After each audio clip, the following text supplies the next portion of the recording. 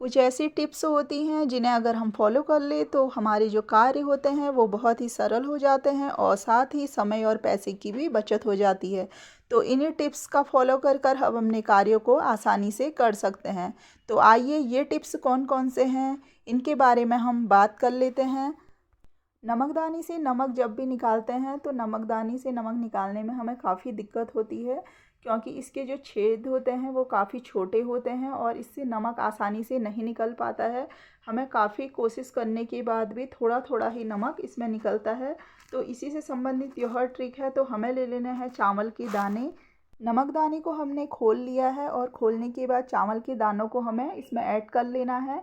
और इस प्रकार इससे यह होगा, इसमें जितनी भी जो सीलन सी बन जाती है, नमक में गांठें बन जाती है, वो भी आसानी से अलग अलग हो जाएंगी। और साथ में ही जब हम इसमें से निकालेंगे तो नमकदानी से जो नमक है वो भी आसानी से निकल जाएगा। तो इस ट्रिक का फॉलो कर कर आप नमकदानी से नमक को आसानी से निकाल सकते हैं। कोई भी सामान जब हम बाज़ार से लाते हैं तो उसे धोकर हम फ्रिज में डाल देते हैं और तुरंत ही जब हमें इसे खाना होता है या पकाना होता है तो हम उसी समय इसे निकालते हैं। तो इससे यह होता है, इससे हमारी गैस की बर्बादी तो होती ही है, साथ में ही जब हम फ्रूट इसी प्रकार इन्हें खा लेते हैं तो हमें ठंड लगने का भी डर रहता है। तो इसके लिए यह ट्रिक है, जब भी आप फ्रूट खाएं तो कुछ समय पहले इसे ना निकाल कर, अगर आपने फ्रूट दिन में खाने हैं तो आप इन्हें सुबह निकाल लें, अगर रात में खाने हैं तब भी आप इन्हें फ्रिज से सुबह ही निकाल लें। कपड़ों में क्लिप तो हम सभी यूज करते हैं और पर इन्हें रखने की काफ़ी दिक्कत हो जाती है। कपड़े सूखने के बाद ये तितर बितर हो जाते हैं और दूसरे दिन जब हम कपड़े डालते हैं तो पिन हमें मिलती ही नहीं है, ये खो जाती है। तो हमारे पास कुकर के इस प्रकार के जो रबर होते हैं वो ख़राब हो जाते हैं। तो इनका आज हम यूज करेंगे। तो हमें इस प्रकार इसमें लगा लेना है और लगाने के बाद आप इसे कहीं भी टाँग सकते हैं, तो यह आपको आसानी से मिल जाएगा। और जब भी आप कपड़े सुखाने जाती हैं तो आपको इस इसे लेकर जाना है। तो ये आसानी से आप अपने हाथ में इसे हैंग कर सकती हैं और इसमें से जितनी भी क्लिपें हैं उन्हें आसानी से निकाल सकती हैं। और जब आपका कपड़े हैं जो सूख जाए तो इन्हें दोबारा से इसमें टांग सकती है। तो इस प्रकार जो आपकी क्लिपें हैं वो सेफ रहेंगी और आपको आसानी से नेक्स्ट टाइम पर मिल भी जाएंगी। कुकर या कुकर के ढक्कनों को तो हम आसानी से साफ़ कर ही लेते हैं, पर जो ये सीटियाँ होती हैं ये इसी प्रकार रह जाती हैं, क्योंकि इन्हें खोलने के बाद हम इन्हें इसी प्रकार रख देते हैं। तो इन्हें हम साफ़ करेंगे आज गर्म पानी से। तो यहाँ पर हमने एक कटोरा ले लेना है और कटोरे में ऐड कर देना है थोड़ा सा गर्म पानी और साथ में ही हम इसमें ऐड कर देंगे थोड़ा हैंड वॉश। आप इसके स्थान पर कोई भी डिटर्जेंट भी यूज कर सकते हैं। तो यहाँ पर मैंने हैंड वॉश थोड़ा डाल दिया है और उसके बाद हम इसमें थोड़ा सा कागजी नींबू ऐड कर देंगे और इन सीटियों को हमें इसमें रख देना है। लगभग आधे घंटे के लिए हम इन्हें खोल कर रख देंगे। अगर सीटियाँ आपकी खुलने वाली नहीं हैं तो आप उन्हें डिप करके इसी प्रकार डाल दें। तो कुछ समय के बाद हम देखेंगे जो सीटियों की गंदगी है वो अपने ही आप निकल चुकी है। और यहाँ पर हमने ले लिए हैं दवाई के इस प्रकार के रैपर। जो दवाई हमारी ख़राब हो जाती है या ख़त्म हो जाती है उन्हें हम फेंक लेते हैं। तो इस प्रकार आप इन्हें कभी भी ना फेंकें, इनका यूज आप इस प्रकार कर सकते हैं।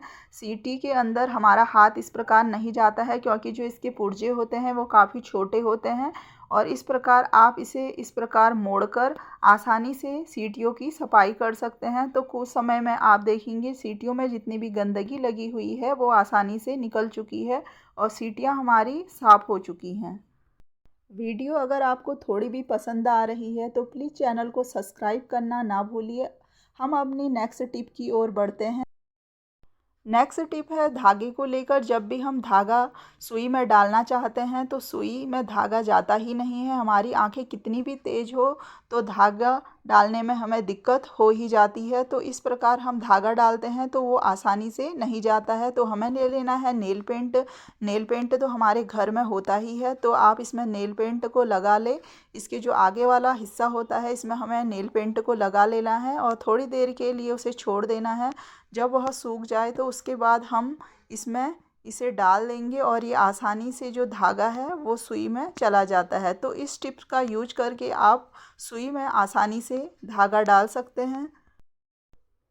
नेक्स्ट टिप है इस प्रकार के केचप के पैकेट को लेकर। इस प्रकार के केचप के जो पैकेट होते हैं उन्हें हम लाकर रख लेते हैं और यूज भी कर लेते हैं। जब यूज हो जाते हैं तो आप इन्हें फेंक देते हैं। तो आज के बाद आप इन्हें बिल्कुल ना फेंकिए। जब आपके केचप के पैकेट ख़त्म हो जाए तो आप इन्हें अच्छे से वॉश कर ले और वॉश करने के बाद इन्हें पानी से भर ले। पानी से भरने के बाद हमें इसे कवर करके रख लेना है और इसके बाद हम चलेंगे फ्रिज की ओर। फ्रिज में हम इसे डाल लेंगे और लगभग इसे 4 से 5 घंटे के लिए हम फ्रीज़र में रख लेंगे। फ्रीज़र में यह कोल्ड हो जाए तो फिर इसे हम निकाल लेंगे। और अगर घर में किसी को भी चोट लगती है तो उस स्थान पर हम इससे उसकी अच्छे से सिकाई कर सकते हैं। इससे यह होगा कि जहाँ पर चोट लगी होती है उसकी सिकाई करने से वह चोट जल्दी से ठीक हो जाती है, क्योंकि यह ठंडा होता है। तो इस ठंडे से इसकी सिकाई करने पर हमें काफ़ी लाभ होता है। ताली चाबी तो हमारे घर में यूं ही रहते हैं और कुछ समय के बाद अगर हम इनका यूज ना करें तो ये ख़राब हो जाते हैं, इनमें जंग लग जाती है। तो इसी से संबंधित यह ट्रिक है। तो अगर आपके घर में कोई भी पुरानी ताले चाबी हैं तो उनको आप नया बना सकते हैं। तो हमें ले लेना है कोई भी ऑयल। यहाँ पर हमने मस्टर्ड ऑयल लिया है, लाई का या सरसों का तेल कहते हैं उसे ले लिया है। तो उसके बाद हम इसे इस प्रकार ताले के अंदर डाल लेंगे, एक एक बूंद करके। जहाँ पर भी ताले का चाबी जाती है वहाँ और ऊपर वाले हिस्से में भी हमें ऑयलिंग कर लेनी है। और कुछ समय के बाद इसे रख देना है। और कुछ समय के बाद अगर हम इसे इस प्रकार ऊपर नीचे करेंगे और चाबी इसमें घुमाएंगे तो ये आसानी से लग जाती है और जो हमारा ताला होता है वो पहले जैसा नया बनकर तैयार हो जाता है। कुछ चीज़ें ऐसी होती हैं जो काफ़ी महंगी होती है, अगर हम इनकी देख रेख ना करें तो ये जल्दी से ख़राब हो जाते हैं। इसी प्रकार यह लैपटॉप भी होता है। लैपटॉप के जो बैक साइड में होते हैं इनमें फ़ैन लगे होते हैं, तो इनके अंदर धूल धुंध चली जाती है तो ये जल्दी ही ख़राब हो जाते हैं। तो इनका बचाव करने के लिए हमें जब भी इसे चलाए तो आपको फाइल्स ले लेनी है। जब भी आप इसका यूज कर रहे हैं या आप कोई टेबल ले ले, टेबल में फ़ाइल को रख ले। तो इस प्रकार आप लैपटॉप का यूज करेंगे तो आपका जो लैपटॉप है वो लंबे समय तक चलता रहेगा और कभी भी ख़राब नहीं होगा।